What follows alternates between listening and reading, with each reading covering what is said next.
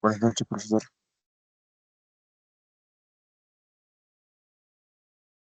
Buenas noches. Ya en unos minutos iniciamos.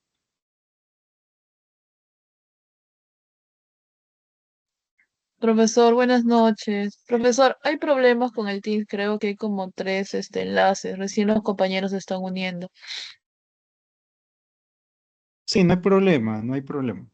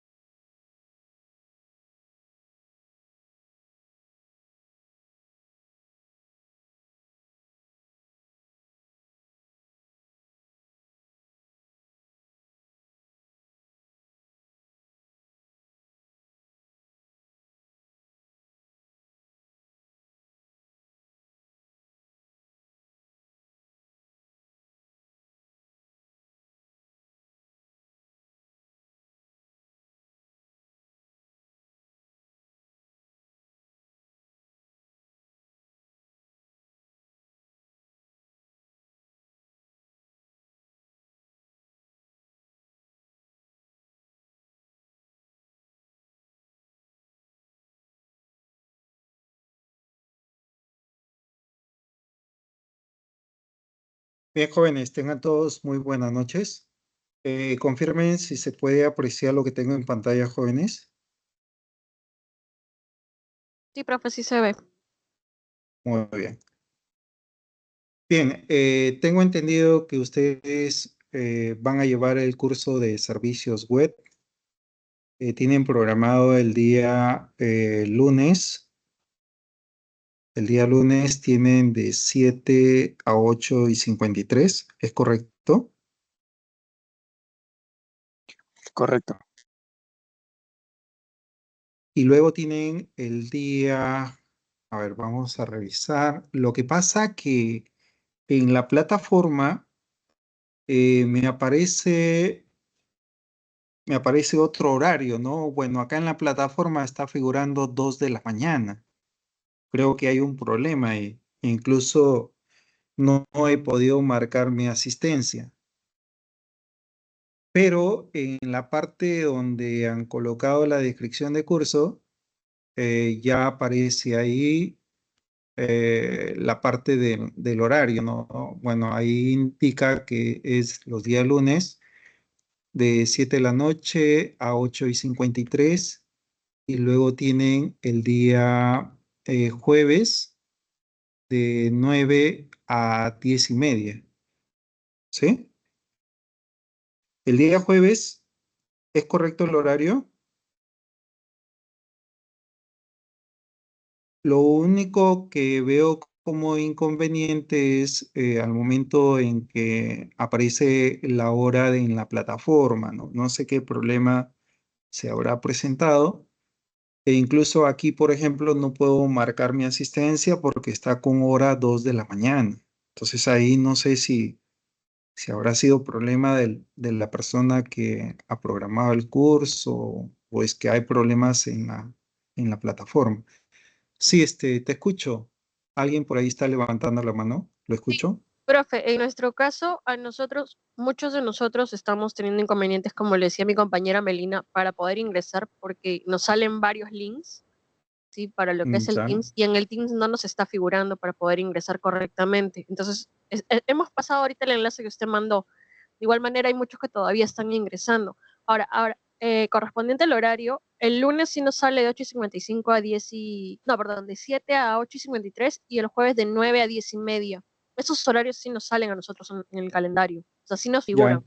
ya, ya. Entonces, en el caso de ustedes no hay problema ahí. Pero, por ejemplo, en mi caso, para yo poder registrar la asistencia, tengo problemas, ¿no? Bueno, acá ustedes ven ahí en pantalla, me aparece 2 de la mañana. O sea, es como si ya hubiera dictado el curso, pero en realidad recién voy a comenzar a dictar, ¿no? Y ahí ha habido un problema. Bueno, eso lo voy a tener que reportar a la sede central para que de alguna forma le den solución, ¿correcto? Muy bien, entonces vamos a revisar qué es lo que vamos a trabajar en el semestre. Vamos a ver cuáles son los contenidos, qué criterios tengo en cuenta para la parte de la evaluación y cuáles son los temas que vamos a trabajar de forma específica. A ver, alguien por ahí estaba levantando la mano, ¿lo escucho? Sí, profesor, disculpe. Como Sí. dice la compañera, bueno, en este Teams que usted ha creado no podemos ver los mensajes. Tampoco creo que se puede grabar para tenerlos ahí mapeados. No, yo tengo la Todavía grabación. hay fallas con el Teams, ¿no? Con respecto a la grabación, yo ya lo estoy grabando. Luego voy a dejar el enlace en la misma plataforma. Ahí voy a dejar el enlace. No se preocupen por la grabación. Yo aquí ya estoy grabando la clase porque esta evidencia necesito enviarlo a la sede central para que ellos puedan hacer la modificación en el sistema y puedan pasar la asistencia, ¿correcto? En ese sentido, en lo que respecta a la grabación, no se preocupen. Yo luego estoy colocando el enlace ahí en la plataforma, en el bloque 1, sesión 1. Ahí voy a dejar la grabación, ¿correcto? Muy bien, entonces, ustedes manejan una plataforma en el cual ustedes pueden apreciar los materiales. Tienen ustedes el curso de desarrollo de servicios web. En lo que es desarrollo de servicios web, van a encontrar ustedes un ítem donde ustedes van a tener la oportunidad de, por ejemplo, ver qué es lo que vamos a trabajar tanto en el bloque 1 como en el bloque 2. Dentro de la parte de la presentación, ustedes se pueden dar cuenta, a ver, voy a mover esto un poco más hacia acá para que puedan apreciar mejor. Tienen la parte del sílabo donde está detallado lo que vamos a abarcar dentro de este semestre. En lo que respecta en el contenido, tenemos, por ejemplo, qué es lo que deseamos lograr con el curso. En cuanto al curso de desarrollo de servicios web, vamos a trabajar dos metodologías que muchas veces se emplean para que los sistemas de diferentes organizaciones puedan comunicarse entre sí. Puede ser de sistema de empresa a empresa o de empresa a clientes. Existen dos metodologías que son la metodología RESTful y la metodología SOA. ¿En qué herramientas vamos a manejar estas dos metodologías? Vamos a utilizar la herramienta de Spring Boot. No sé si ustedes habrán trabajado ya con Spring Boot. Necesito escucharlos. ¿Han trabajado ustedes ya con la herramienta de Spring Boot? Sí, profesor, ya hemos trabajado con el framework de Spring Boot. Ya, perfecto.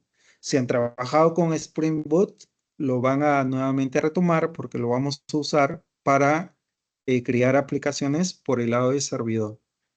Y por otro lado, también necesito saber si ustedes ya han utilizado lo que es la herramienta de Postman. ¿Han usado Postman? Sí, profesor. Ya, También, genial, profesor. genial, muy bien. Entonces, si ya ustedes tienen instalado el Postman y tienen también el Spring Boot, ambas herramientas las vamos a utilizar. Estas herramientas que he mencionado nos va a permitir poder trabajar diferentes interfaces, las cuales vamos a ir programando utilizando el protocolo HTTP para establecer los famosos mappings. Necesito establecer rutas de comunicación para que se dé una interacción entre cliente-servidor o puede ser también de empresa a empresa. ¿Qué tipo de temas vamos a trabajar? Vamos a realizar, por ejemplo, operaciones de tipo CRUD bajo la metodología REST. Vamos a emplear lo que son sistemas de seguridad. Hay tres tipos de sistemas de seguridad.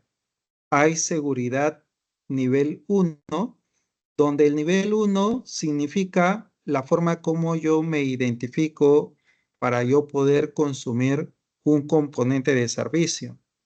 Una primera forma de seguridad es bajo la autenticación de un usuario y una contraseña. Esa es una autenticación simple. La otra modalidad vendría a ser una autenticación basada en tokens. No sé si alguno de ustedes habrán tenido la oportunidad, por ejemplo, de hacer una transacción financiera. Los sistemas que se manejan en las entidades bancarias utilizan un sistema de seguridad que para poder hacer una operación necesitamos un tokens. El tokens viene a ser un código que tiene un tiempo de duración. Mientras estamos en ese tiempo de duración, yo puedo emplear el código para yo poder realizar algún tipo de operación. Voy a hacer un depósito o voy a realizar el pago de algún servicio. Pero ¿qué pasa si yo no consumo ese código en el tiempo establecido? Eso, si yo no lo consumo, eso significa que tendría otra vez que volver a solicitar otro tokens para poder realizar la operación. Me imagino que en algún momento ustedes, cuando habrán realizado algún tipo de transacción, han utilizado este sistema de seguridad. ¿Es así o no? A ver, Sí, quisiera profe. escucharlos. Correcto, ¿no? Entonces, este tipo de seguridad, por ejemplo, lo vamos a aplicar en nuestras aplicaciones que vamos a ir construyendo a medida que avancemos el curso. Ahora, esto lo vamos a enfocar sobre bases de datos. No es que vamos a colocar un nombre de usuario en el mismo código. O sea, no lo vamos a hacer en memoria. Lo que lo vamos a hacer es a partir de una base de datos. Entonces, tenemos los temas de autenticaciones bajo autorización básica y el otro tipo de seguridad es bajo la autorización basado en tokens.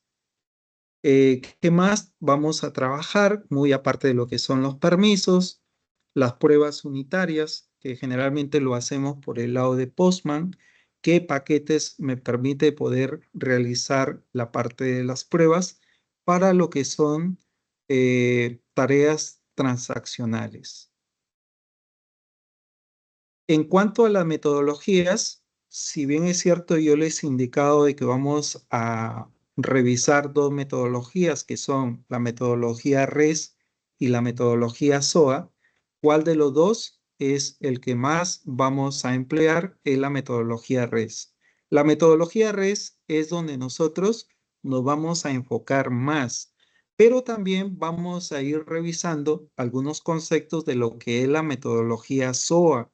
Ambas metodologías, como les decía, nos permite a nosotros poder realizar una comunicación entre cliente y componentes de servicio. Ya de aquí vamos a hablar en detalle qué significa hablar de componente de servicio. ¿Cuáles son los logros que nosotros esperamos a medida que avancemos los temas? El primer logro es que ustedes comprendan los conceptos en cuanto a los fundamentos de lo que es microservicios, qué estructura de trabajo nosotros empleamos, qué entornos utilizamos para poder desarrollar este tipo de aplicaciones bajo el concepto de microservicios. Vamos a emplear la metodología API REST.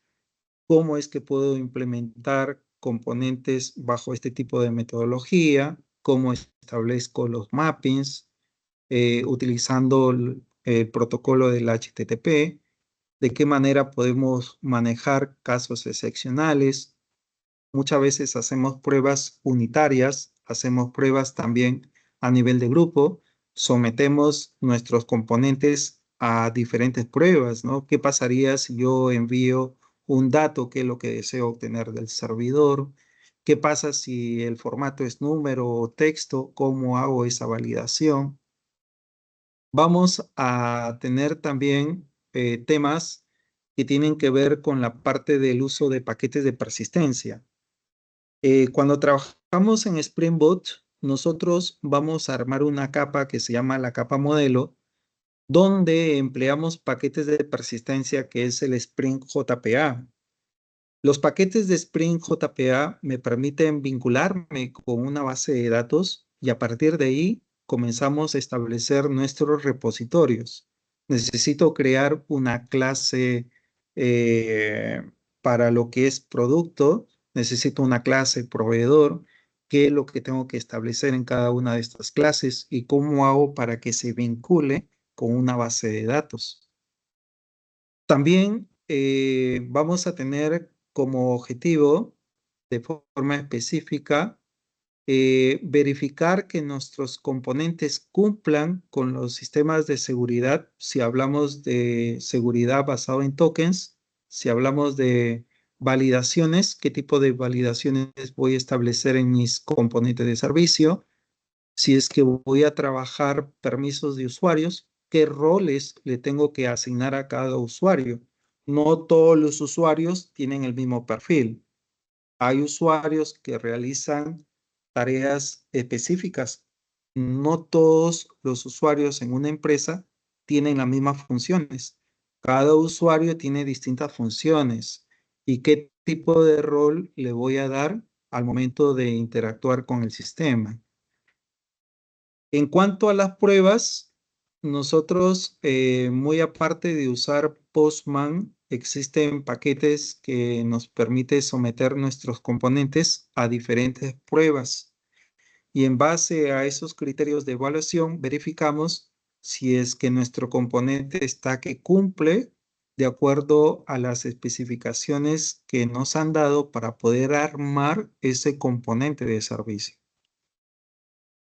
Muy bien, entonces eso es de manera general lo que nosotros queremos lograr con el curso. Ahora, de forma específica, ¿qué es lo que vamos a trabajar en el bloque 1? En el bloque 1, nosotros vamos a comenzar primero con una introducción acerca de lo que es microservicios, las herramientas que necesito emplear para poder crear un microservicio. ¿Cuáles son los protocolos de comunicación? ¿Cómo emplear la metodología REST y de qué manera hago las pruebas por el lado de Postman?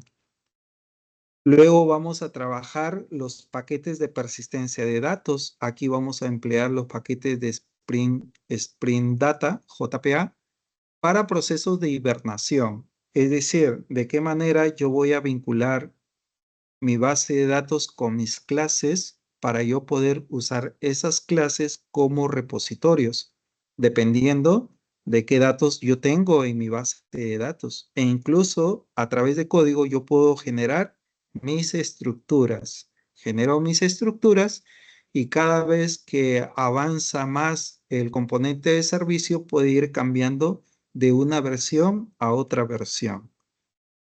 Conectividades con base de datos a través del paquete de persistencia de datos. Vamos a ver también estructuras donde vamos a usar sintaxis para poder manipular datos a través de sentencias que ya ustedes deben conocer. Por ejemplo, el hacer una consulta, cómo empleamos la instrucción select, el hacer una inserción, lo que es la instrucción insert, entre otras instrucciones que podemos emplear dentro de la sintaxis del código cada vez que creamos una interfaz. También podemos trabajar lo que son consultas empleando más de una estructura. Puedo hacer vinculación de clases de uno a uno, de uno a muchos. Tenemos también lo que son las validaciones por el lado de la metodología REST. ¿Qué tipo de validación voy a establecer cuando tenga que hacer una actualización?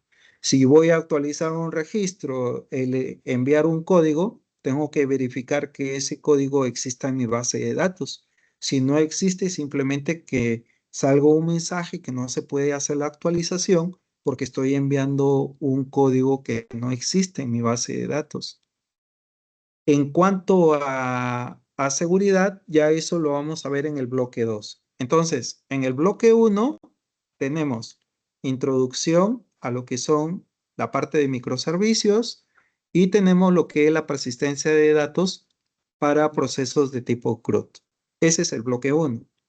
En el bloque número 2, ya nosotros vamos a comenzar a trabajar aplicaciones que tienen que ver con seguridad basado en tokens, pero antes de eso yo les voy a hacer una introducción también a lo que es la seguridad con autenticación básica. Existen, por ejemplo, también seguridad de 3 niveles. O sea, no solamente hay hasta lo que es tokens. Cuando hablo de 3 niveles, implica, por ejemplo, que un trabajador de una empresa, cada vez que desea consumir un componente, solicita el permiso a un ente que está por encima de él y ese ente le va a dar la autorización para que pueda ir hacia un servidor de servicios y poder consumir un componente de servicio. Estamos hablando de 2 tipos de servidores, un servidor de autorización y un servidor para solamente dar permiso a mis componentes de servicio. Y ahí es donde estamos hablando ya de 3 niveles. Entonces, como pueden darse cuenta, no solamente hay seguridad basada en tokens, hay también lo que son seguridad en 3 niveles.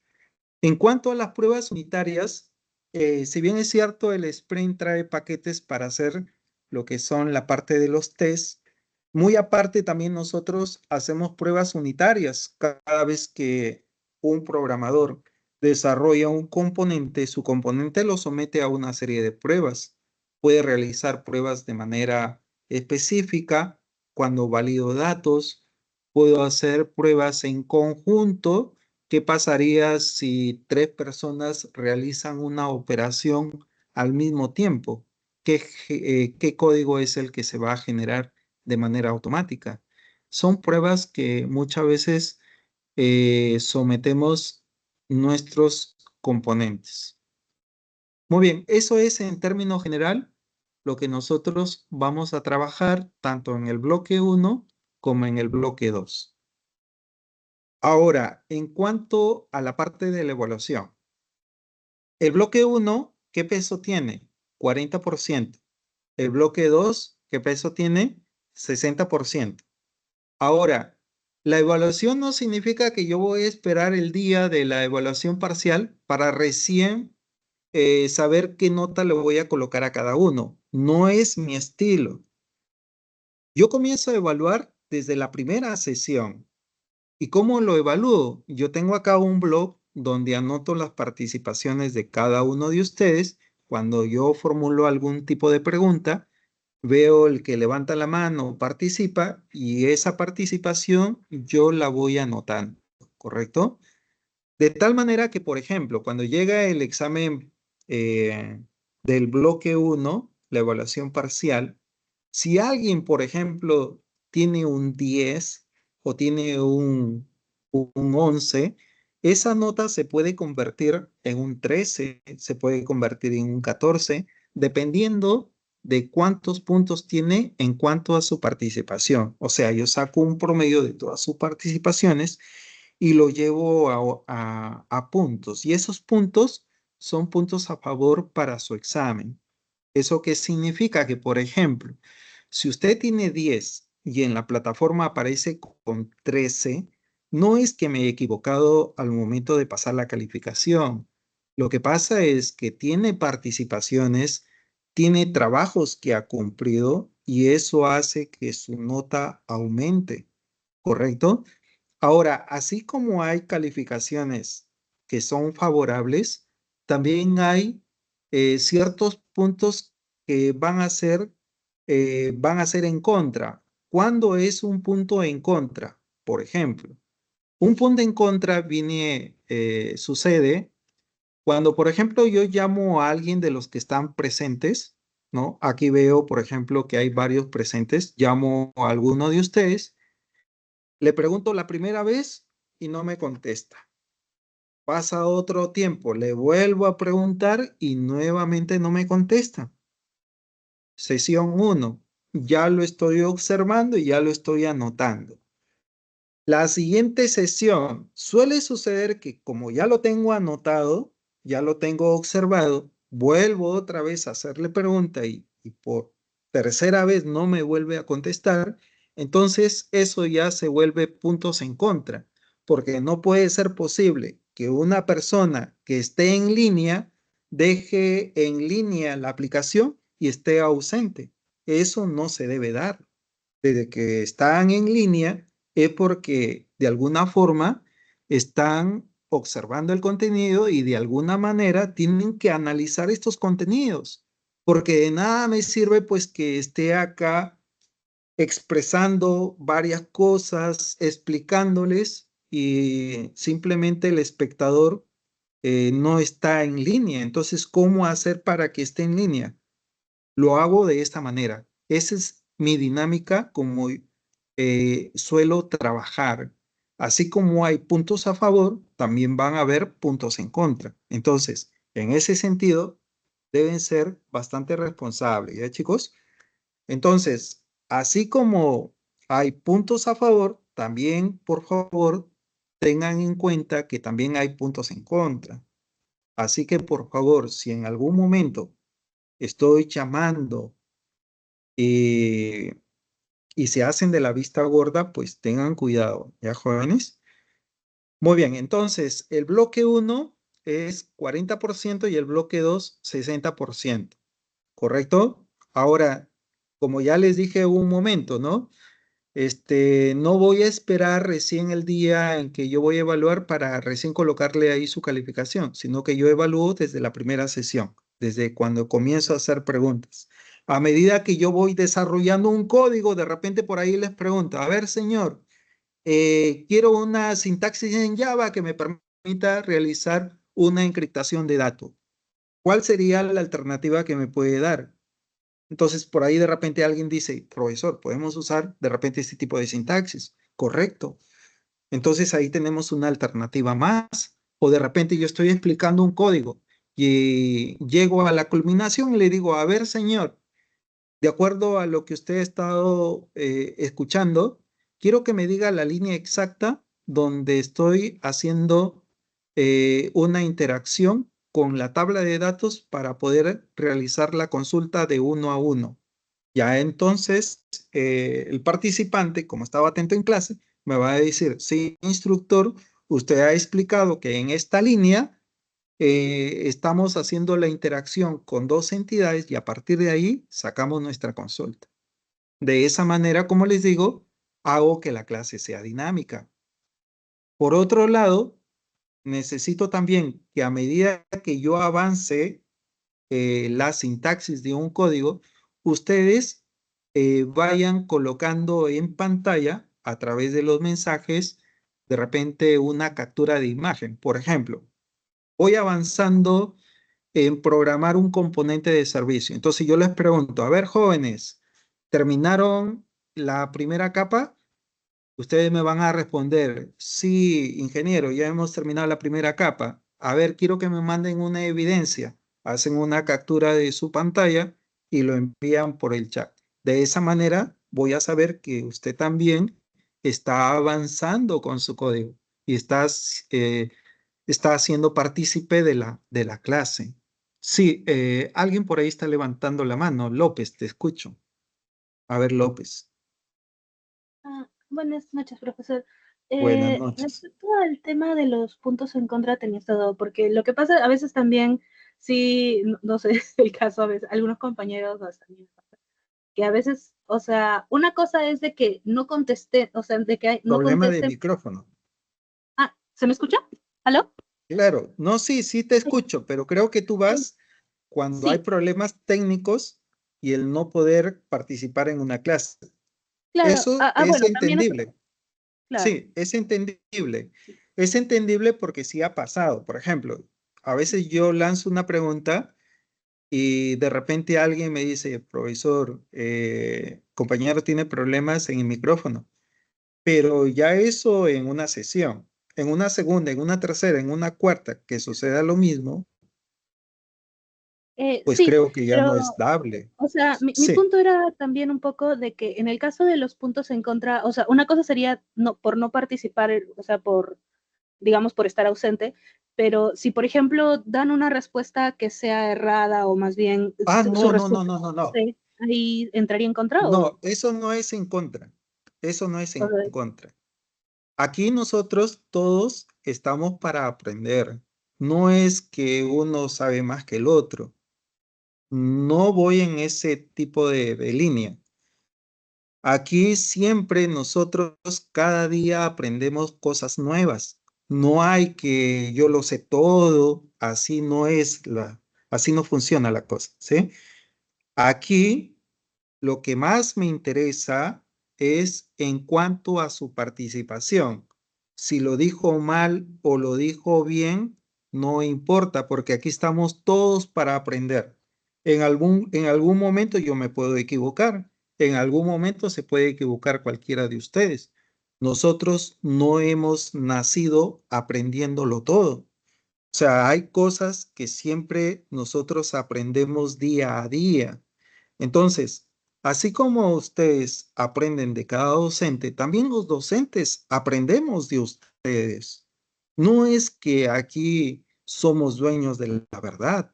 En algún momento, de repente, yo estoy escribiendo un código y me puedo equivocar porque ya ha sucedido. Por ejemplo, ha habido situaciones que yo he estado en un curso de Python, por ejemplo, en este momento, hace poco yo he terminado aquí un grupo de lo que es Python y de repente tengo una clase virtual con los chicos de sexto semestre o de quinto.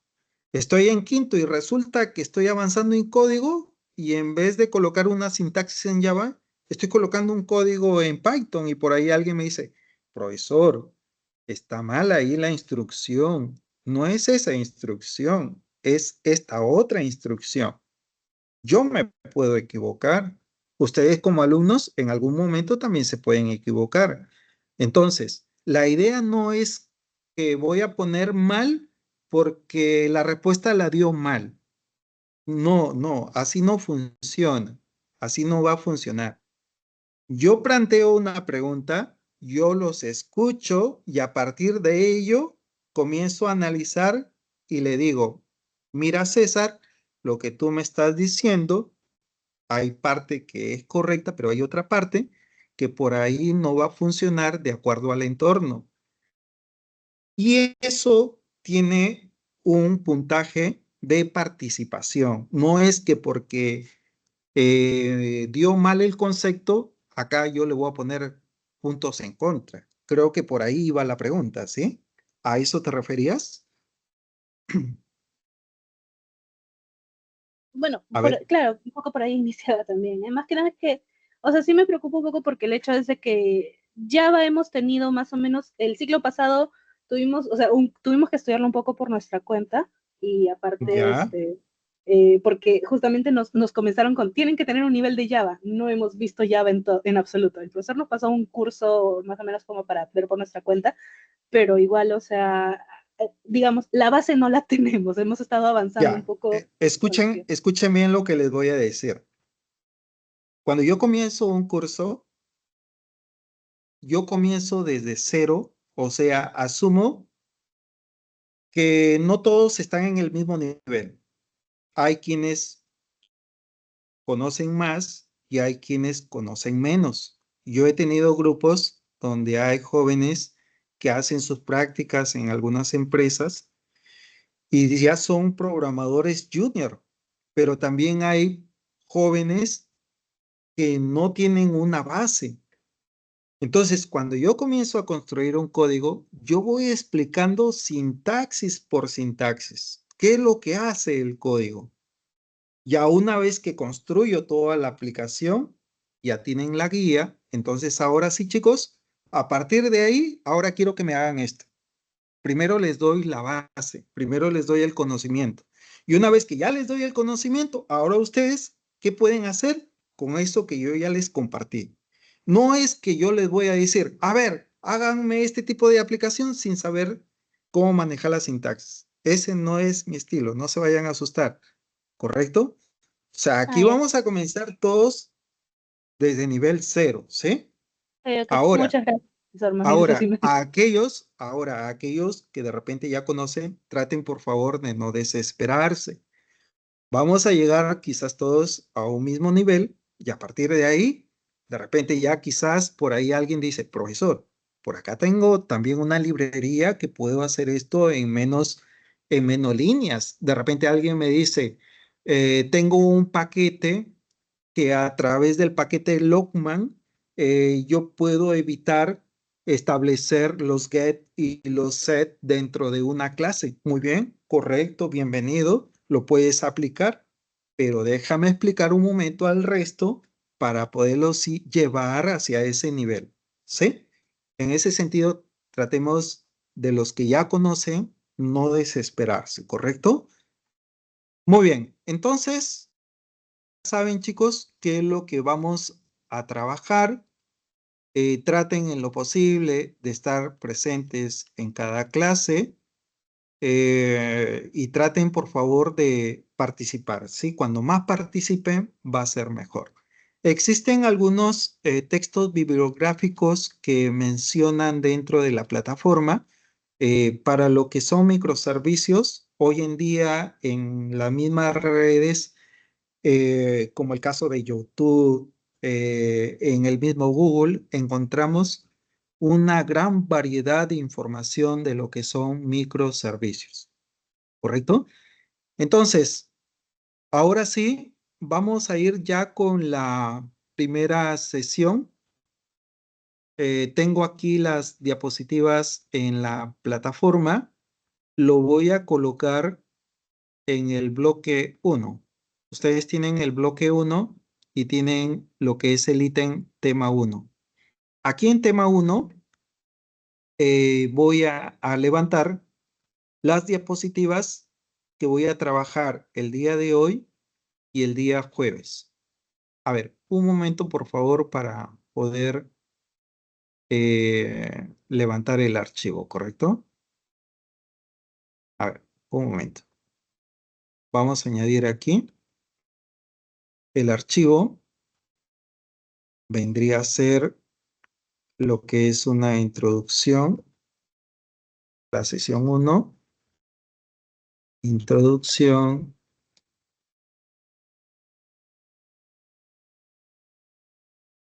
a servicios web.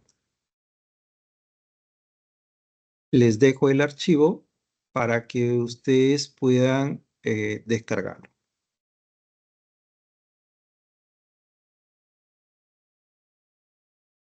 Ya de que les indico qué herramientas van a tener que instalar en sus computadoras para la siguiente clase. Ya eso yo les voy a explicar de aquí al final.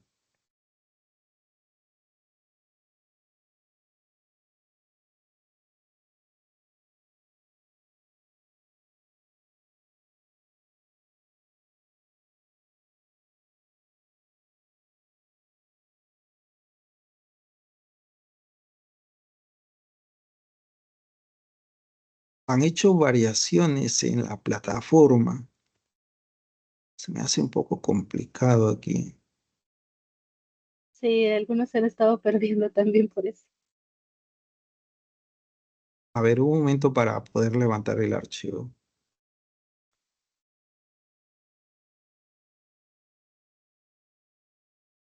Ya está.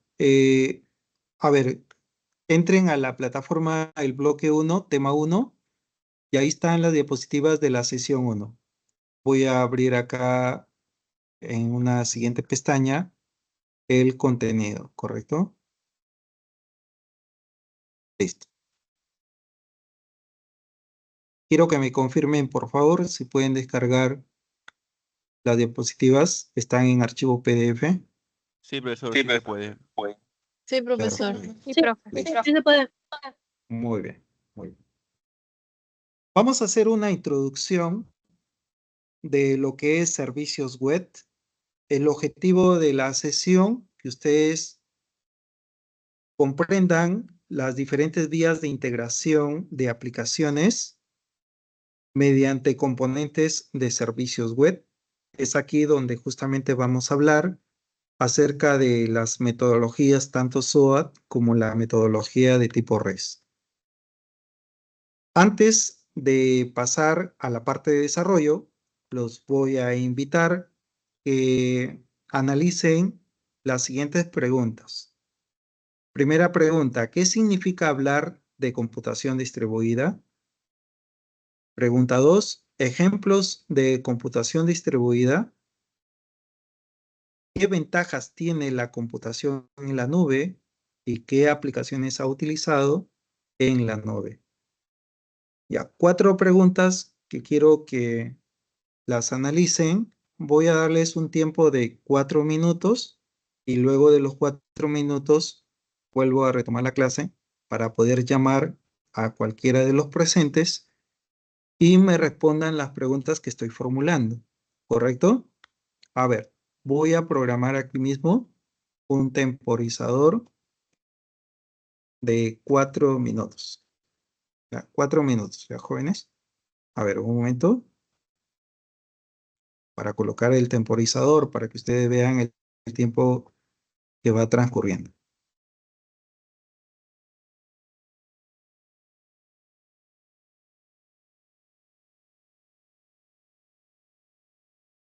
Muy bien. A ver, traten de analizar las 4 preguntas, ¿correcto?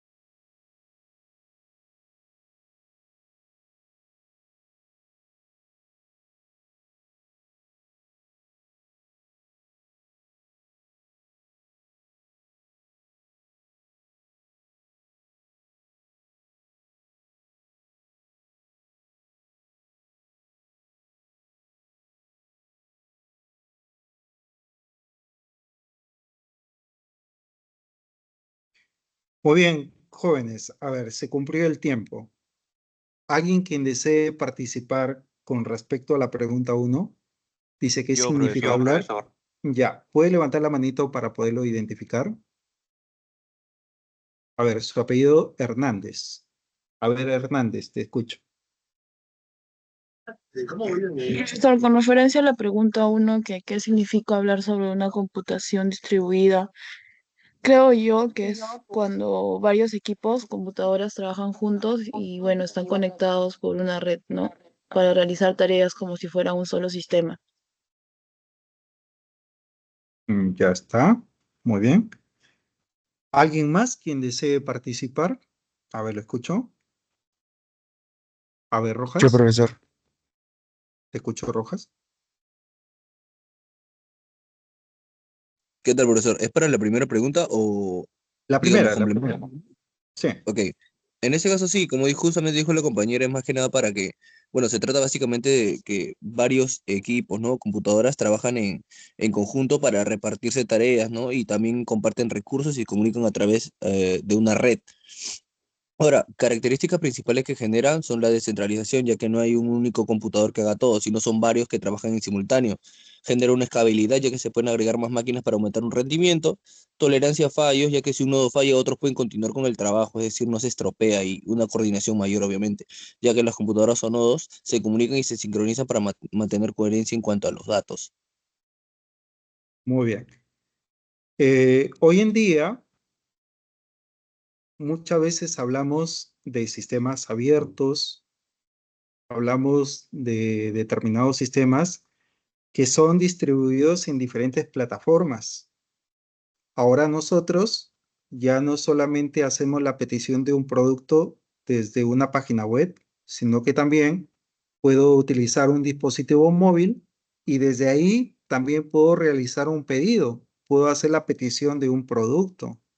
Entonces, por un lado, tenemos la parte lógica que establecemos en un servidor y por otro lado tenemos cómo es que voy a hacer la distribución para que los clientes puedan consumir un componente de servicio.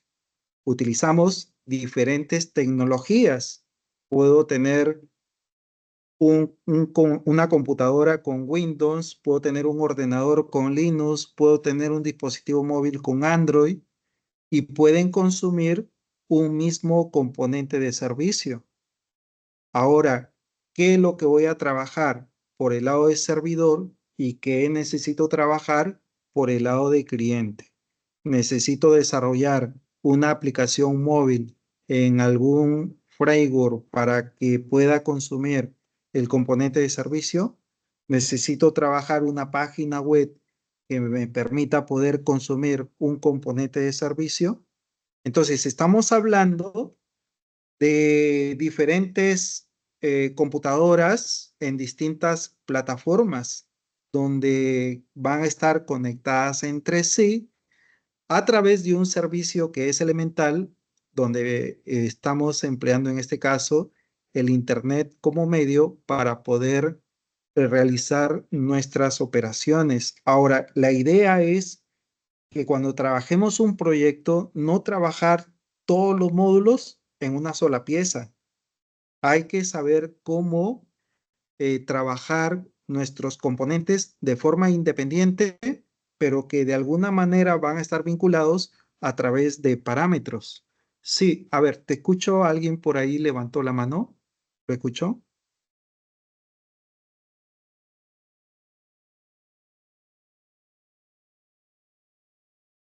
A ver, parece que por ahí había alguien levantado la mano. Muy bien, entonces, sí, te escucho. No, pues simplemente era por el tema de la participación. Creo que nos hemos quedado con las manos levantadas, disculpe. Sí, no se preocupe, estamos todavía en la primera. De aquí paso a la segunda y ahí justamente voy a continuar llamando, ¿sí?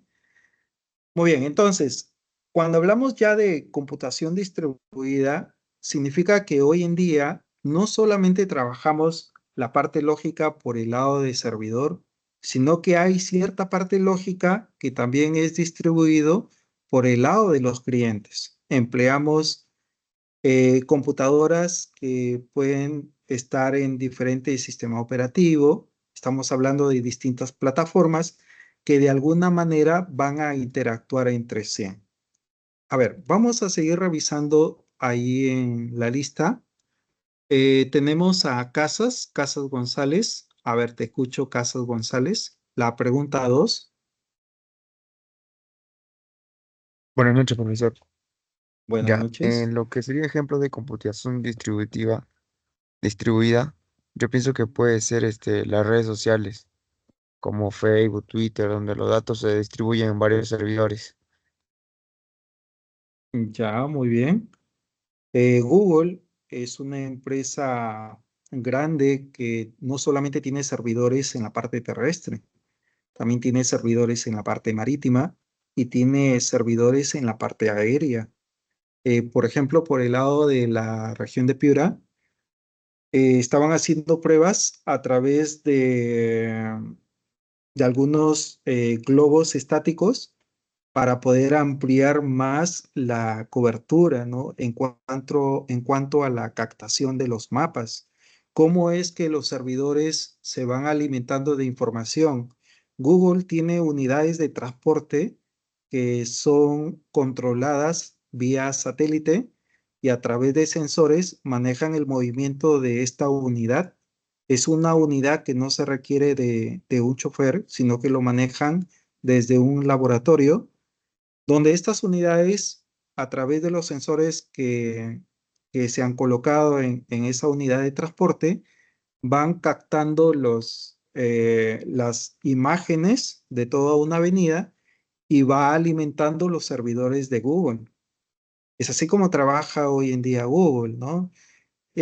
Computación distribuida la encontramos no solamente sobre empresas grandes, también, por ejemplo, empresas como el caso de Salud, el caso, por ejemplo, de Reniet, manejan computación distribuida.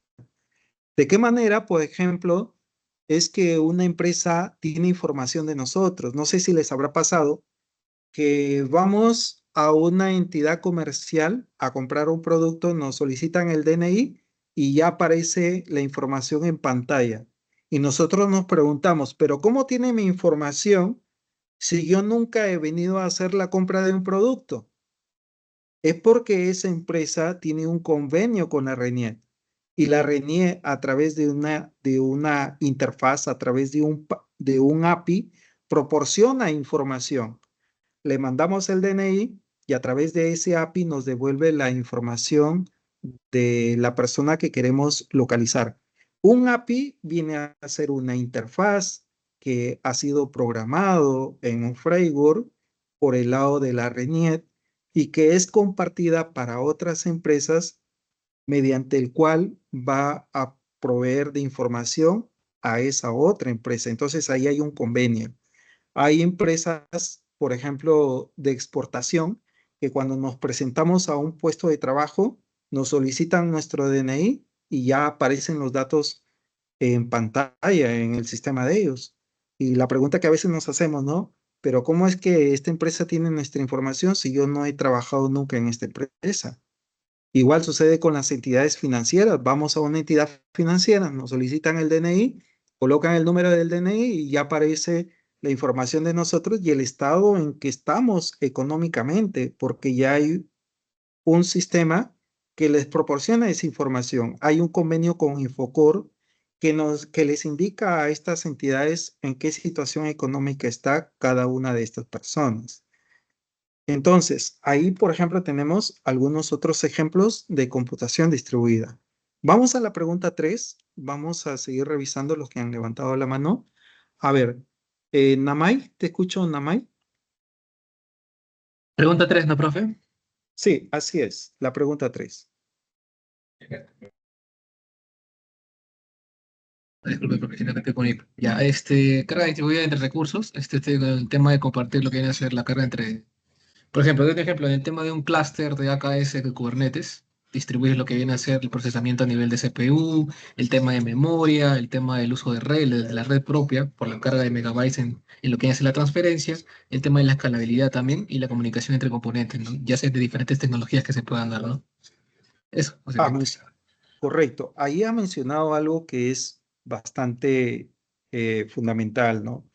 Por ejemplo, hay empresas que no tienen la suficiente parte económica para poder mantener los servidores, ¿no? Porque eso se requiere ahí inversión, hay que contratar personal, hay que hacerle mantenimiento a los equipos. ¿Qué es lo que están estilando hoy en día algunas empresas? Están haciendo convenios con terceros para que ese tercero, a través de sus servidores, puedan alojar ahí los sistemas de la empresa. En esos acuerdos se tienen que establecer cláusulas de qué tipo de seguridad le va a dar a la información que va a colocar en dicho servidor. Y la empresa ya se estaría olvidando de tener que contratar gente, tener que hacerle mantenimiento de equipos, porque ya quien es el que va a hacer el mantenimiento es la empresa tercera a la que estamos contratando para que nos ofrezca sus servidores como medio de almacenamiento. Entonces ahí hay acuerdos, hay contratos, hay cláusulas que se establecen. A ver, vamos a continuar con Bardales. A ver, Bardales, ¿me escuchas? Sí, profesor, sí. Ya, a ver, Bardales, la última pregunta. ¿Qué aplicaciones ha utilizado de la nube? Creo que profesor, usted había mencionado incluso algunos ejemplos, pero el principal sería en todo caso las aplicaciones del mismo Google. Si lo consideramos, por ejemplo, desde que uno accede desde el navegador, el Google Docs, el Google Sheets, que son tradicionalmente eran programas que uno los tenía en Microsoft para poder desarrollar documentos, presentaciones. Actualmente se realiza desde un navegador y no es que tengamos eso en el navegador embebido, no es que nuestro navegador tenga esa capacidad, sino que se conecta al servidor de Google, se realiza esa actividad en la nube y como tal tenemos acceso a esa información y podemos acceder desde cualquier computadora, no solamente desde una manera local, puedes acceder desde el computador, un computador, una laptop, un celular, desde cualquier lugar, porque no es de manera local, sino que está justamente en la nube. Muy bien, bueno, aquí está mencionando algo que es muy importante, ¿no? Hoy en día, los trabajadores de una empresa lo que buscan es presentar un informe en el menos tiempo posible. Hoy en día, tanto en el OnLoad, en Google, hay herramientas que me permiten trabajar en línea. Si antes tenía que hacer un informe en PowerPoint en una máquina de escritorio, ahora lo puedo hacer en la nube. Podemos tener 3, 4 personas haciendo el mismo informe y yo puedo ver lo que avanza mi compañero, puedo ver lo que está haciendo de repente el jefe de otra área y al final ya tenemos todas nuestras presentaciones listas para que cuando tengamos que hacer un informe cada cierto mes, presentamos ya el análisis de lo que sucedió en determinados meses. Entonces, los trabajos colaborativos hacen que las tareas se realicen de manera más sencilla, de una forma más fácil. Existen también plataformas donde manejamos bases de datos. Existen plataformas también donde nos permite poder escribir código. E incluso hay plataformas que bajo los asistentes podemos crear aplicaciones sin necesidad de tener un conocimiento alto de programación, ¿no? Por ejemplo, en el mismo Google hay herramientas para diseñar una página web sencilla, ¿no? O sea, sin tener un conocimiento alto de programación. Hay ciertos paquetes que podemos reutilizarlos cada vez que quiera hacer una conectividad hacia una base de datos. Muy bien, jóvenes. Entonces, en base a lo que ya ustedes han podido escuchar de sus compañeros, es justamente lo que yo voy a trabajar el día de hoy. Vamos a entrar ya a la parte de desarrollo. Como ustedes escucharon en la pregunta 1, cuando hablamos ya de computación distribuida, nos referimos a la participación de diferentes dispositivos a nivel mundial utilizando En este caso, el servicio de Internet para poder tener un vínculo con redes de otros países y de esa manera poder realizar operaciones como por ejemplo la compra de productos, no solamente a una entidad nacional, sino también a una entidad del extranjero y darle seguimiento a ese pedido de qué tantos días va a demorar para que mi producto llegue desde el estado donde hago esa petición. Ahí entra a tallar medios de comunicación, entra a tallar no solamente hardware, también la parte de software. Les comento, por ejemplo, en mis épocas cuando era estudiante, ¿no? Yo les estoy hablando ya de tiempos bien atrás. Yo cuando estudié, por ejemplo, la especialidad de sistemas, les comento que mi herramienta de trabajo era una máquina XT y trabajaba en máquinas AT, donde en el monitor era blanco y negro y habían monitores donde las letras eran color naranja. ¿Qué discos utilizaba yo como almacenamiento? En esa época yo utilizaba unas cajas que venía con el logotipo de 3M. Dentro de esa cajita 3M yo tenía mis disquetes que utilizaba para yo poder trabajar con la computadora.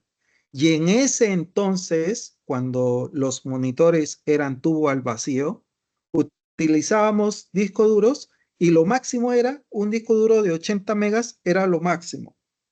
¿Y cómo trabajábamos en la computadora? Nosotros trabajábamos en este tipo de entorno. No trabajaba en un entorno gráfico que ahora sí lo tienen. Antes trabajaba así, de manera rústica. ¿Y cómo hacía para que aparezca esta consola? Al momento de encender la máquina, sacaba de la caja de disquete, sacaba el disco de sistema operativo. En ese entonces era MS-DOS versión 4, luego versión 5, versión 6. Sacaba el DOS, lo colocaba en la ranura donde iba el disquete, encendía la máquina y cargaba el sistema operativo. Decía, bienvenido al MS-DOS versión 4, versión 5. Y nosotros trabajábamos con puros comandos. Esto era la forma como nosotros trabajábamos tiempos atrás. Nosotros hablábamos de directorios, subdirectorios. No hablábamos de carpetas, no hablábamos de iconos. Hablábamos de comandos. Todo para nosotros era comandos. ¿Y qué pasa si quería redactar un documento? Quería redactar un documento, sacaba el disquete del sistema operativo de OS, lo colocaba en la cajita y sacaba otro disquete donde yo tenía el WordStar o WordPerfect en ese entonces. WordStar versión 3, WordStar versión 5.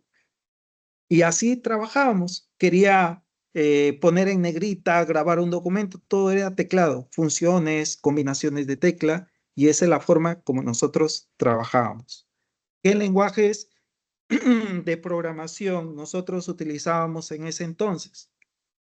Utilizábamos lenguaje C, utilizábamos Turbo Pascal, utilizábamos COBOL, utilizábamos Fortran. Llegué, por ejemplo, a usar Clipper y por último llegué a usar FOSPRO. En ese entonces no existía Visual Studio, existía BASIC en versión 4, existía lo que era QBasic, pero más programábamos, por ejemplo, en C++ y programábamos en lo que era Pascal en ese tiempo. Y hacer una interfaz me demandaba gran cantidad de líneas. Ahora es más fácil hacer una interfaz gráfica porque el mismo entorno de trabajo en el que estás ya trae el formulario listo y solamente agregamos cajas, agregamos botones, agregamos etiquetas, lo que nosotros nos demandaba mucho tiempo para poderse hacer simplemente una interfaz. Ahora es más sencillo. El tiempo avanza y comienzan a salir los famosos sistemas operativos Windows 3.1, Windows 3.11, Windows 95 y va avanzando. Se comienza a hablar ya de carpetas, de subcarpetas, de iconos. Entonces, ¿eso qué significa? Que tiempos atrás hablábamos de sistemas monousuario. Construíamos un sistema y se manejaba en oficina y todo dependía de un usuario llevar a cabo la gestión. Pero cuando ya comenzamos a hablar de sistemas distribuidos, consistía en cómo yo podía ofrecer mis componentes para que otras máquinas puedan usar esos componentes y realizar operaciones, pero ya de forma distribuida. Antes, en mis épocas, yo que iba a pensar que a través de la luz iba a poder enviar un dato de un celular a otro celular. Antes tenía un celular que era un tremendo celular que lo andaba en la correa y las letras eran color naranja y me acuerdo que en ese tiempo el navegador era Opera. Ahora pues ya hay dispositivos más modernos, ¿no? Donde uno nomás coloca encima del otro dispositivo y pasa la lista de contactos. En las épocas en las que yo estaba, pues nosotros decíamos, algún día pasará a suceder esto y pasó. Hoy en día, por ejemplo, se trabaja inteligencia artificial. Los robots siguen siendo programados por la persona, pero que algún día el robot pueda tomar decisiones por sí mismo, quizás llega ese día y lo que nosotros vemos en el cine a través de una película de ficción, a lo mejor se llega a hacer realidad. Los chinos ya están trabajando en eso. Hay países que ya están trabajando en eso. Ahora, por ejemplo, un japonés, un chino, lleva sus 4 pinceles en el bolsillo, saca sus 4 pinceles y ahí tiene su computadora.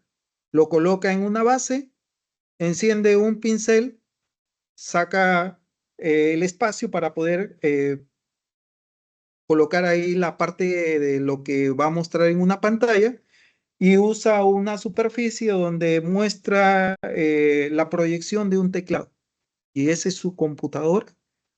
Búsquenlo en el Google, hay información de eso, de las computadoras del futuro, de las 4 plumas, ¿no? Eso lo pueden escuchar ustedes, y lo habrán escuchado ya quizás algún tiempo atrás. Entonces, cada vez la tecnología avanza en el tiempo y hace que los sistemas puedan consumir menos recursos cuando más se distribuye hacia otros ordenadores. Los sistemas hoy en día podemos acceder, no solamente hablamos de un usuario, podemos hablar de varios clientes que puedan estar realizando una misma operación. Tenemos la empresa de Falabella, puede haber un cliente en Piura que está haciendo la petición de un producto, tenemos un cliente en Sullana que al mismo tiempo está haciendo la petición de un producto. Entonces, la concurrencia de estos clientes cada vez va siendo mayor y necesitamos que nuestro componente de servicio esté disponible de repente las 24 horas. Y ahí estamos hablando ya quizás de una ausencia de reloj, ¿no? O sea, ya no necesita que el cliente tenga que ir a la empresa para poder hacer la petición de productos, sino que lo puede hacer desde casa, desde un celular, desde una aplicación web. Lo que sí debemos tener en cuenta es la parte de los fallos. No debemos trabajar los componentes en un solo proyecto, como una sola pieza. No lo trabajen de esa forma, porque cada vez que yo necesite hacer una modificación, voy a tener que paralizar todos los módulos y eso involucra que personas que estén haciendo otro tipo de operaciones tengan que paralizar. Si yo tengo que modificar el sistema, pues solamente se ve afectado el módulo que voy a modificar y el resto que siga trabajando. Pero ¿cómo hago para que no paralice todo? Trabajar mis piezas de forma independiente. De que hay una comunicación entre estas piezas, sí, se puede parametrizar. Yo puedo establecer argumentos para que haya una comunicación entre una pieza y otra pieza. Pero trabajarlo en conjunto todos como uno solo, ahí es donde viene el problema. Y el problema se va a dar cuando quiera hacer una modificación. Por ejemplo, hay sistemas que a veces dicen, no hay sistema, y nadie puede procesar nada porque hay que hacer una modificación y todos los procesos se ven afectados. Y ahí es un problema porque la empresa deja de ganar. Hay que esperar a que habiliten el sistema para comenzar a seguir trabajando con nuestras operaciones. Vayamos a lo que es la arquitectura orientada a servicios. Voy a explicarles cómo es que nace esta necesidad de los componentes de servicio.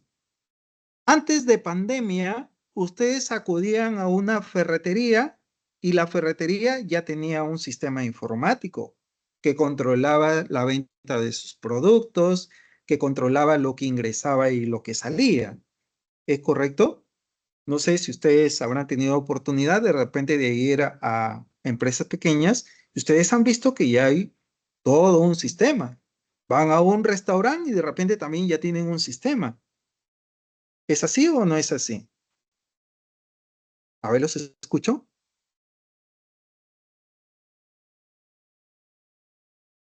Correcto, ¿no? Entonces, ¿qué pasó cuando se da la época de pandemia?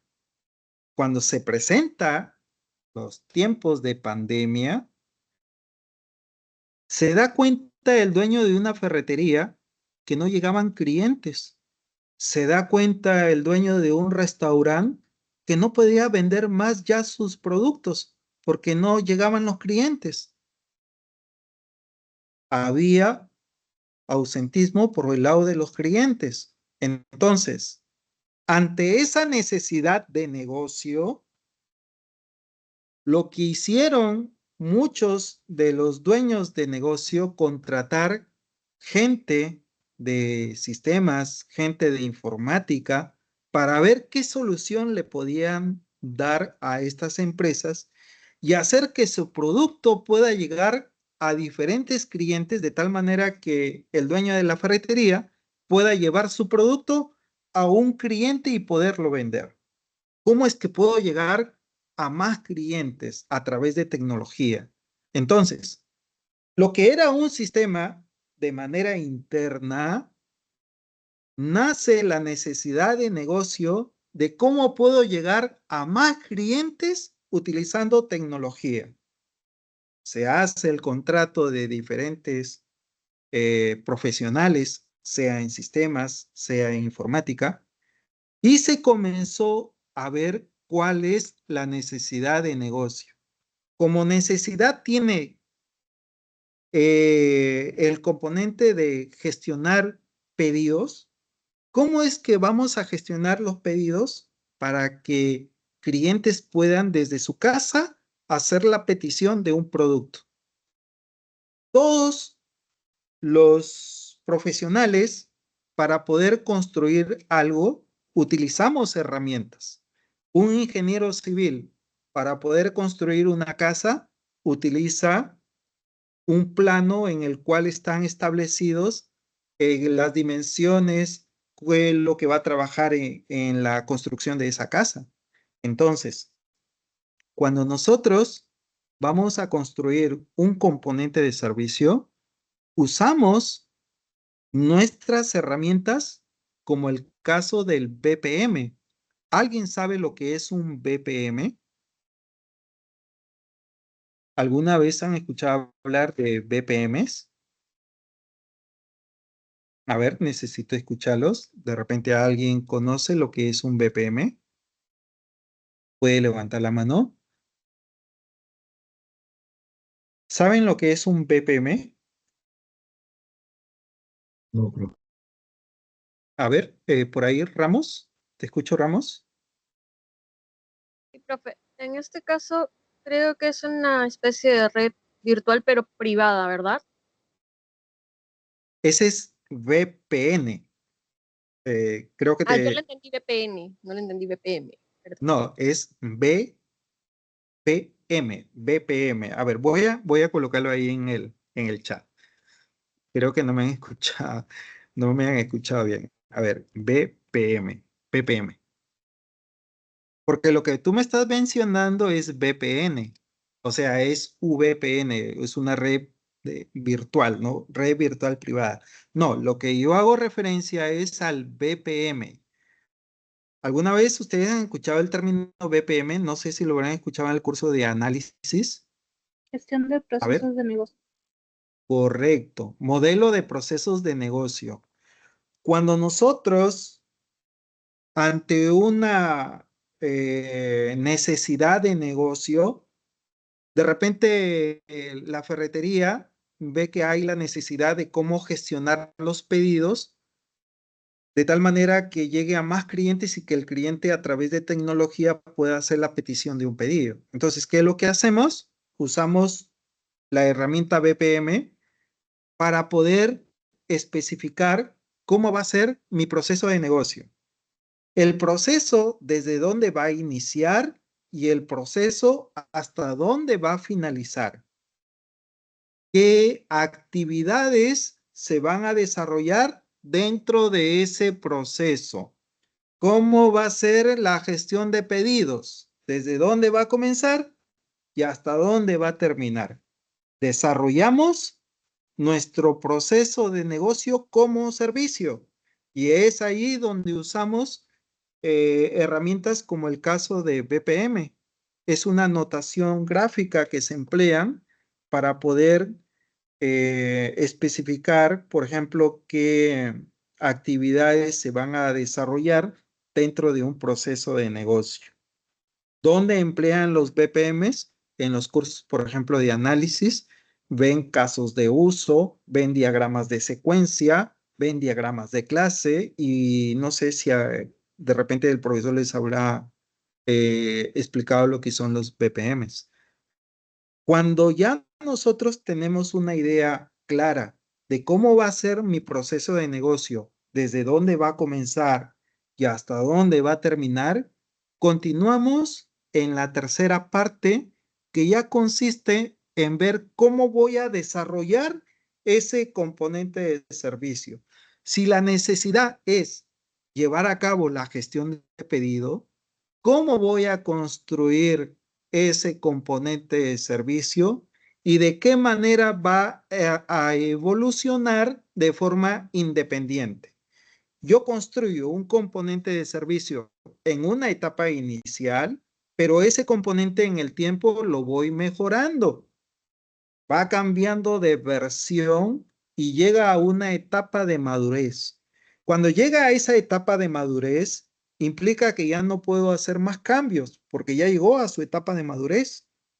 Cuando estamos en una etapa inicial, lo sometemos a una serie de pruebas, ¿no? Cuando estamos en una etapa inicial, a veces no nos damos cuenta de ciertas situaciones. Por ejemplo, no sé si les habrá pasado a ustedes que cuando hacen una prueba de un sistema, una cosa es hacerlo con 10 registros y otra cosa es hacerlo con miles de registros.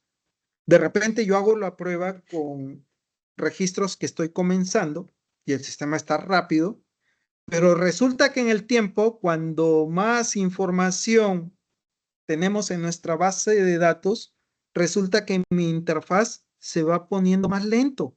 Cada vez que hago una búsqueda, lo hace demasiado lento. ¿Qué está pasando ahí? Tenemos que reindexar algunos campos. Tengo que establecer algún tipo de claves. Entonces, tratamos de que el proceso sea más rápido y vamos mejorando ciertos aspectos que tiene nuestro sistema. Tratamos de que nuestro componente funcione lo más rápido posible. Entonces, cuando ya nosotros construimos nuestro componente de servicio, ese servicio que se trabaja de manera independiente, en el tiempo va evolucionando.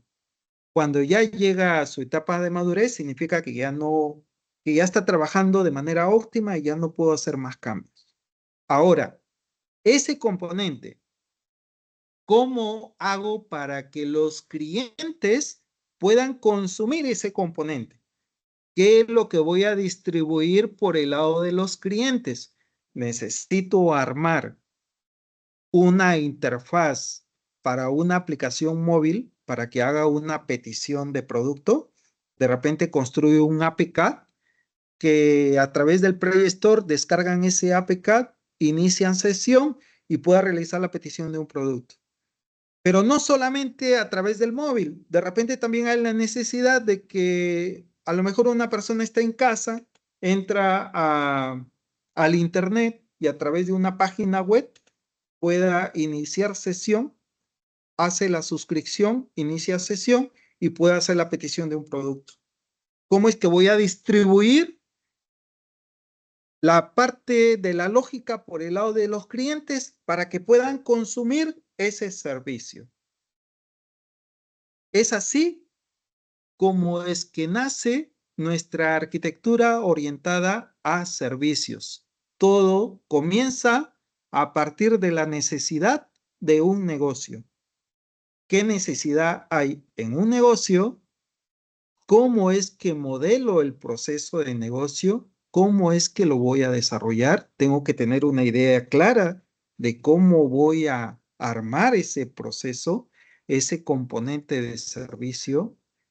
¿Cómo es que lo voy a implementar de manera independiente y cómo va a ir evolucionando? ¿Y de qué manera lo voy a distribuir hacia los clientes? ¿Qué tipo de aplicaciones necesito construir por el lado de los clientes? ¿Necesito construir una interfaz para una aplicación de escritorio en Python? ¿O necesito implementar a través de Android Studio una aplicación para dispositivos móviles? De repente uso Kotlin o utilizo Java. ¿Qué tipo de lenguaje de programación voy a emplear? Entonces, ¿cómo es que voy a hacer que los clientes puedan de alguna manera consumir el componente de servicio? Ahora, esas piezas que van a ser elaboradas en diferentes plataformas, si voy a construir una aplicación de cliente para móviles, si voy a construir una aplicación cliente para una aplicación web, ¿qué tipo de nivel va a tener? ¿Va a ser de nivel transaccional o va a ser de nivel para toma de decisiones? Nivel transaccional, por ejemplo, cuando yo construyo una pieza donde el supervisor sale a un fondo y a través de su dispositivo móvil pasa la asistencia de los trabajadores que están en ese fondo. Esa es una distribución. O de repente necesito construir una aplicación web que cuando entra un jefe de área, mira un gráfico y pueda tomar una decisión. Ese es otro nivel. Hay nivel transaccional, hay nivel de toma de decisiones. Hay de múltiples niveles. Depende de cómo voy a armar nuestra aplicación por el lado de cliente. Muy bien. Entonces, la arquitectura orientada a servicios nos conlleva a tener en cuenta los conceptos de componentes que se deben trabajar por el lado de servidor, que se trabaje cada pieza de forma independiente y cómo es que voy a controlar la evolución de cada una de esas piezas que vamos construyendo y cómo hago para que los clientes puedan tener conectividad con esas piezas. ¿Qué necesito trabajar por el lado de los clientes? Es así como funciona la arquitectura orientada a servicios. ¿Está claro ahora lo que es la arquitectura orientada a servicios, jóvenes?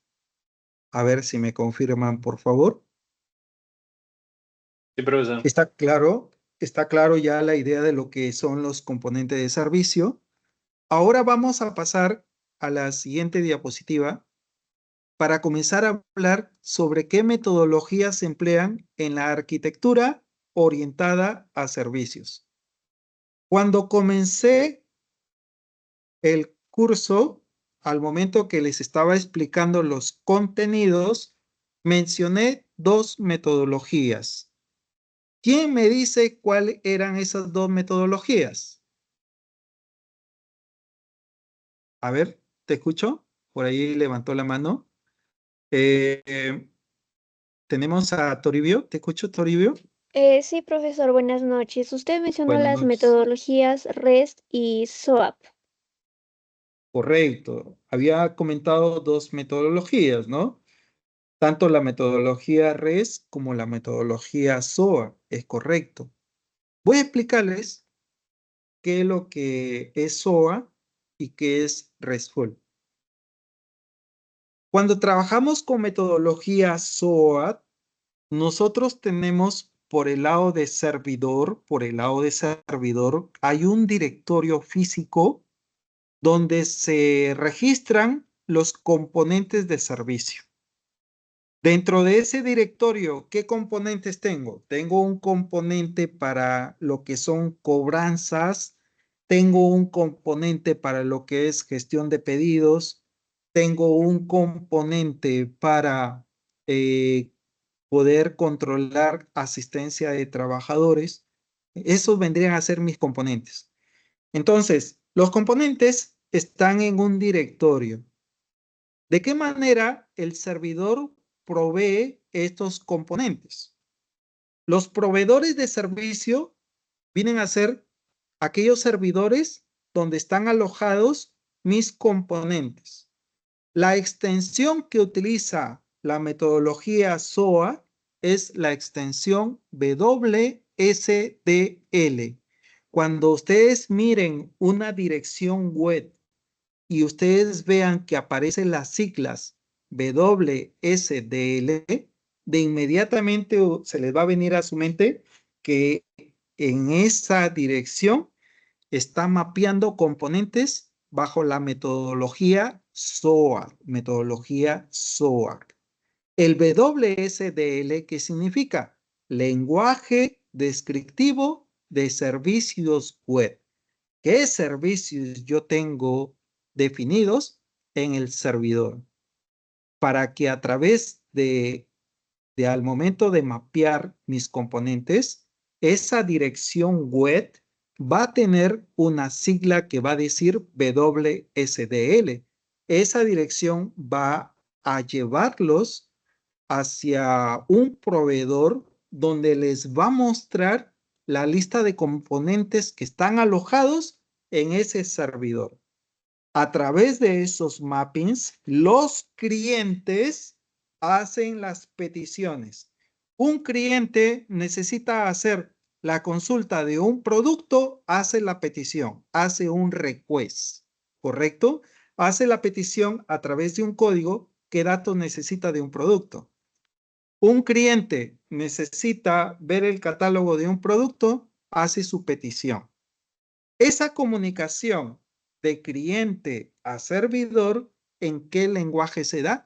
Se da en lenguaje XML, lenguaje de marcado extendido. Me imagino que ya ustedes habrán escuchado hablar de XML. ¿Sí han escuchado hablar de XML? ¿Cómo es una estructura en XML? ¿De diccionario, profesor? A ver, ¿alguien más? ¿Alguien más? ¿Alguien más que levante la mano para poderlo anotar? ¿Alguien más sabe lo que es XML? Me imagino ya ustedes han utilizado... Sí, te escucho.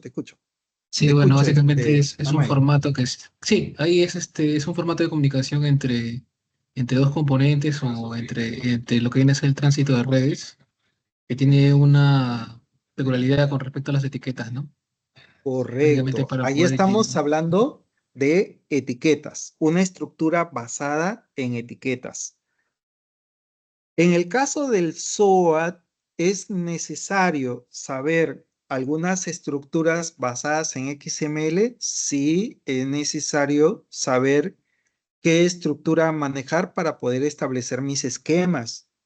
Cuando yo trabajo SOAP, por ejemplo, necesito un esquema para poder obtener los datos que me llegan del lado del servidor. O necesito un esquema para poder enviar un dato de petición al servidor. Entonces, la comunicación, como lo dijo su compañero, se da en base a estructuras XML, donde generalmente se genera de forma automática, pero cuando construimos nuestro código hay esquemas que sí hay que escribirlas, ¿no? Y cuando ya ponemos en ejecución, ya existen esquemas que se generan de manera automática. Ahora, esa petición de cliente a servidor y de servidor a cliente utiliza protocolo HTTP. Y si mis mappings tienen alguna credencial de seguridad, vendría a ser HTTPS. Por lo general, es el protocolo que utilizamos como medio de interacción entre los clientes y los componentes de servicio. Es así como funciona el SOA, una comunicación entre diferentes ordenadores basados en XML. Ahora, pero no solamente existe metodología SOA, o sea, no solamente hay servicios web basados en protocolo simple de acceso a objetos, sino también hay una transferencia de estado representacional, lo que nosotros llamamos metodología REST. ¿Cuál es la diferencia aquí? Nosotros nos vamos a enfocar más en la metodología REST, que es lo que más hoy en día se está utilizando. En sistemas geográficos manejamos mucho lo que es metodología REST.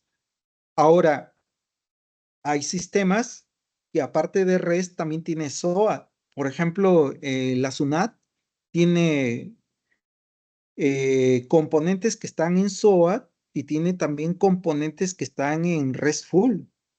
La RENIE tiene componente que está en RESTful. Tiene un API que cuando hay un contrato con alguna entidad privada, la RENIE le ofrece información dependiendo del DNI que está solicitando, ¿no? Ahí hay una comunicación. La RENIE manda la información y el sistema de la empresa toma esa información, lo recibe y luego ve la forma de cómo hace para que se displaye en la interfaz, ¿no? ¿Qué tipo de estructura se maneja en metodología REST? En metodología REST hay dos estructuras que son JSON y la otra estructura XML. Cuando es RESTful, yo puedo trabajar JSON o también puedo trabajar XML. Ahora, de repente alguien preguntará, profesor, ¿y cuál de los dos nos recomienda, XML o formato JSON? Le recomiendo más el formato JSON por ser más ligero. El formato JSON, la lectura es mucho más rápido. Por ejemplo, en lo que son sistemas geográficos, para hacer procesamiento de varios nodos, de varios puntos, se utiliza bastante formato JSON. Eso hace que el procesamiento sea bastante rápido. En formato XML, a veces se hace tedioso cuando trabajamos con volúmenes de información, porque son una infinidad de etiquetas que se ponen de manifiesto y hace que por ahí ocupe más memoria, ¿no? Entonces, cuando ya se trata de datos masivos, lo recomendable aquí es trabajar formato JSON. No sé si ustedes habrán escuchado hablar de formatos JSON. A ver, ¿alguien quien desee participar? ¿Alguna vez han escuchado hablar de formato JSON? ¿Cuántos de ustedes han escuchado hablar formato JSON? A ver, vamos a mirar. A ver, te escucho, Toribio, nuevamente. A ver, te escucho. ¿Alguna vez has escuchado hablar formato JSON? Sí, profesor, es en donde por ejemplo, para hacer un post, ahí sale sus diferentes partes que va a tener en este caso, los datos que vamos a pasar, entre comillas, se define por ejemplo, un color y de ahí se pasa lo que se desea insertar, ¿no? A ver, vamos a escuchar otra opinión. Vamos a escuchar otra opinión, ¿ya? Y ahí vamos confrontando, ¿sí? A ver, vamos a escuchar la opinión de Casas. A ver, Casas, te escucho. Eso, yo creo que es un formato de texto ligero para el intercambio de datos, Correcto. que lo hemos usado anteriormente, en estructuras de clave para ponerle un valor, ¿no? Clave igual valor, cosas así. ¿Ustedes recuerdan en Python el uso de diccionarios? ¿Han trabajado diccionarios en Python? Sí, profesor.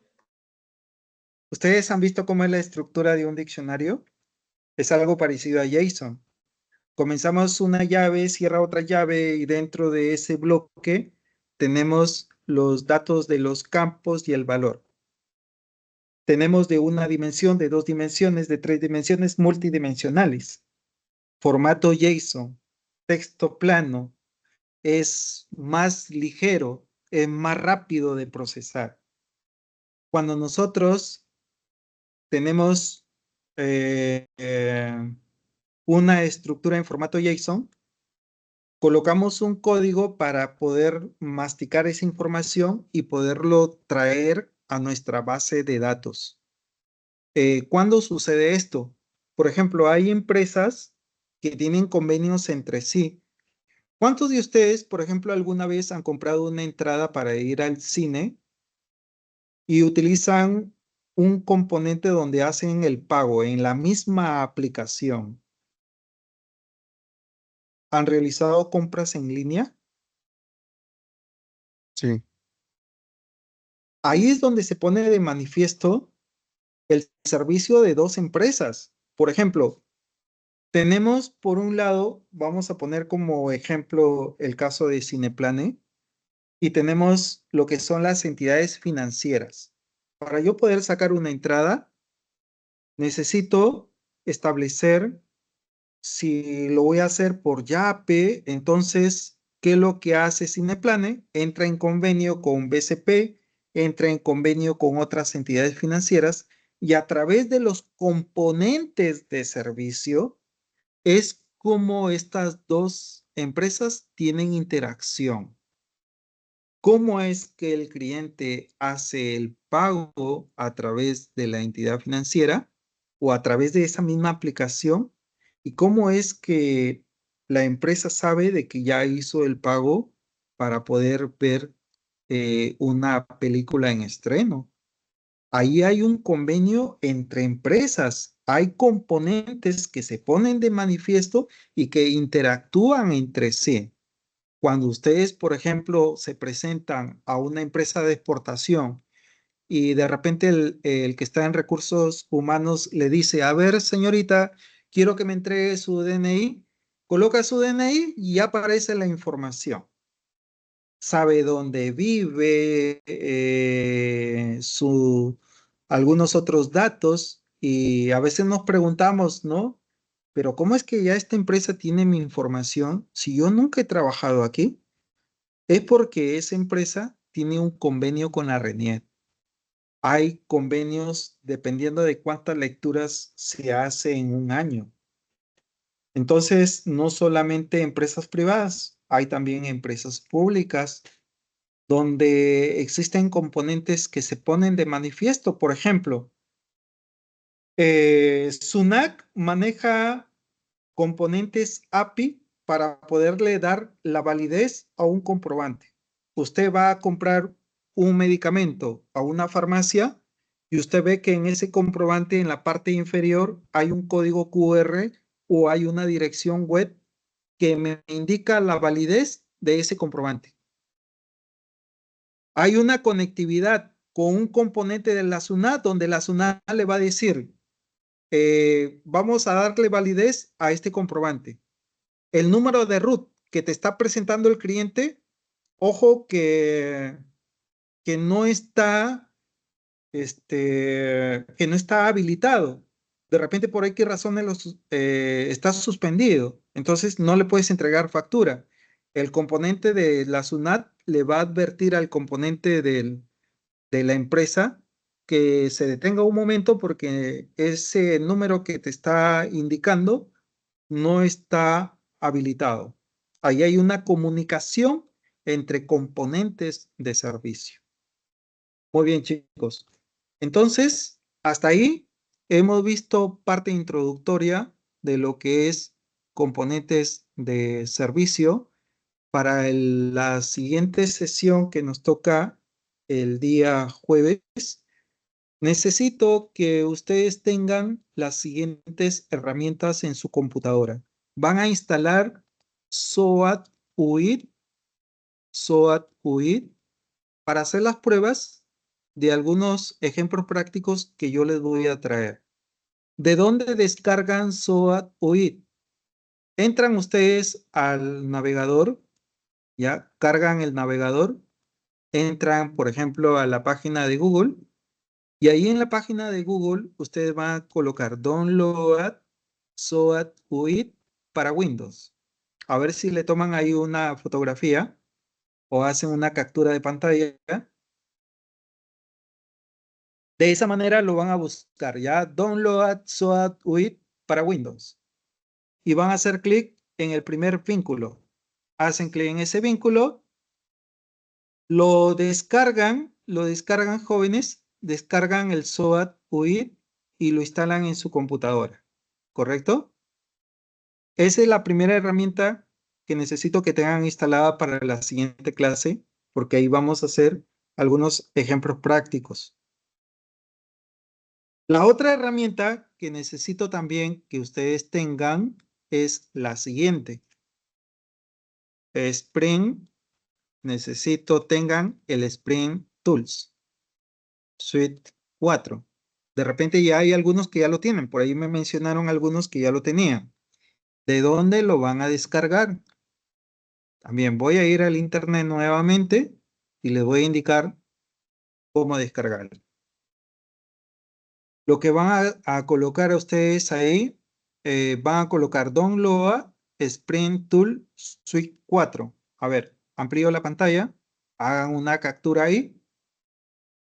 A ver si capturan ahí la pantalla y lo pueden compartir ahí por el chat, como veo que ya algunos están haciendo.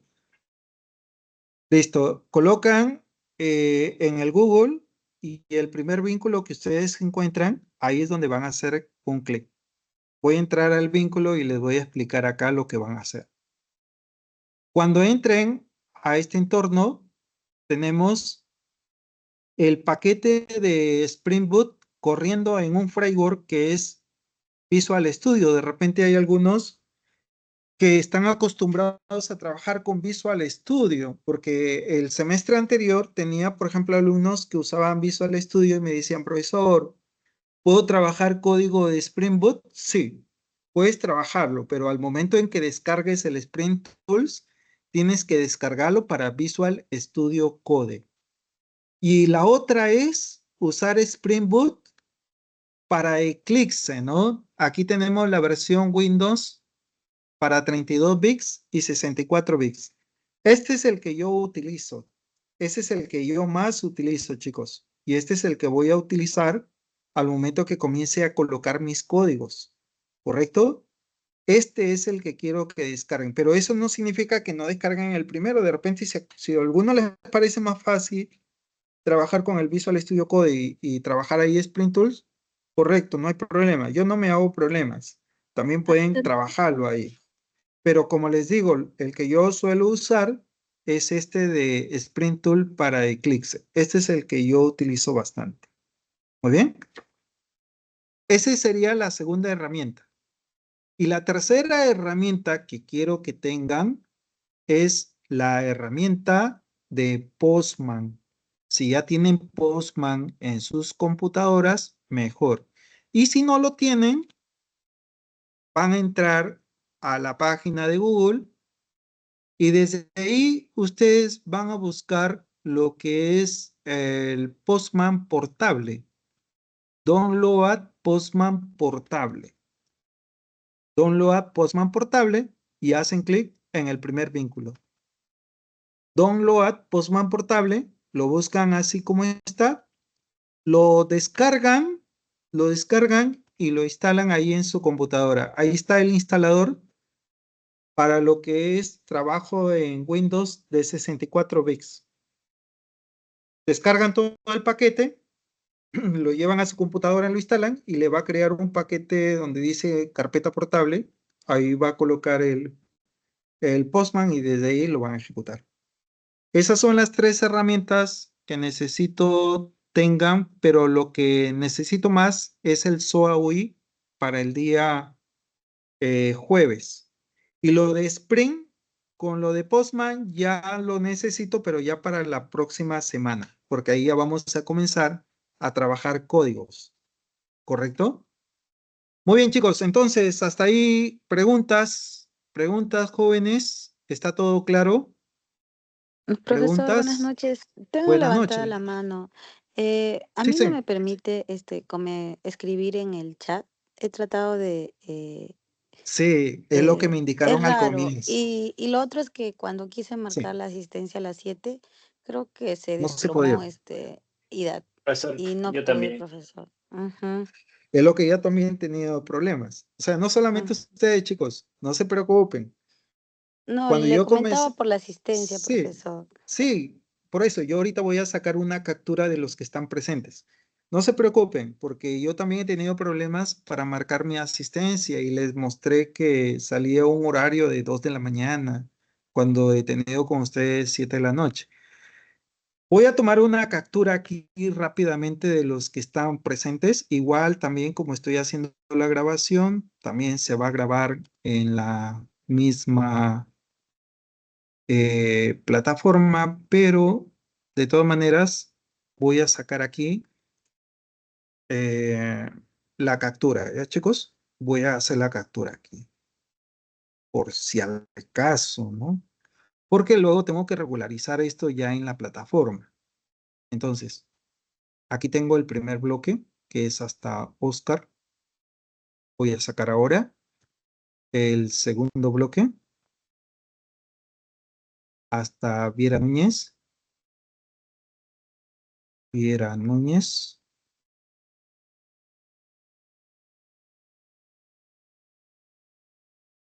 Y más hacia abajo tenemos 2 participantes más. A ver, vamos viendo si hay más. Teníamos hasta Oscar.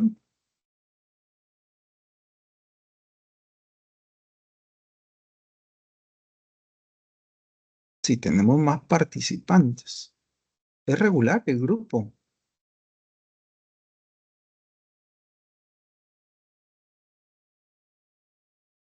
Ya, a ver, un momento. Me había quedado por Viera Núñez. A ver, acá tengo Ramos Viera Núñez. Viera Núñez. Después de Viera Núñez, tenemos a Torres. De Torres hasta Gillian.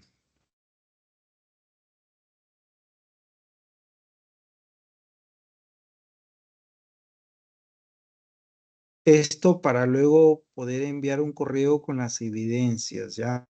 Y voy a indicar todos los problemas que se han presentado. Ahora, no solamente lo van a tener en mi curso, chicos. Estén preparados porque de repente le va a suceder lo mismo en el resto de cursos.